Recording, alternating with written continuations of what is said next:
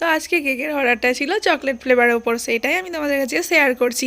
আর আজকে চকলেট ফ্লেভারটা আমি খুব সিম্পলের ওপরেই করেছি, এরকমই কাস্টমার রিকোয়ারমেন্ট ছিল, তো সেভাবেই আমি করার চেষ্টা করছি। তোমরা কিন্তু অবশ্যই লাস্ট পর্যন্ত দেখো। আর আমার পছন্দের চকলেট কেকও আমার খুব ভালো লাগে, আর তোমাদেরও আশা করি ভালো লাগে, আবার কারো কারো ভালোও লাগে না। এবার দেখো আমি এখান দিয়ে কাঁটা চামচের সাহায্যে ড্রপ ড্রপ করে নিচ্ছি। তোমরা দেখে হয়তো বুঝবে যে ওপর দিকে এরকম ড্রপ ড্রপ পড়ে যাচ্ছে, এটা আবার কেমন ডিজাইন হলো, কিন্তু না, এটা কভার হয়ে যাবে এরকম দেখে মনে হচ্ছে। তোমরা দেখো লাস্ট পর্যন্ত, তাহলেই বুঝতে পারবে। আর দেখো 2G নজেল দিয়ে আমি এখানে ফ্লাওয়ার করে নিলাম ওপরে, আর ওপর দিকে দেখো চকলেটটা ঢেলে নিলাম। দেখো যে ড্রপ ড্রপগুলো আমি দেখা যাচ্ছিলো বাজে লাগছিল, সেগুলো কিন্তু পুরোটাই কভার হয়ে গেছে।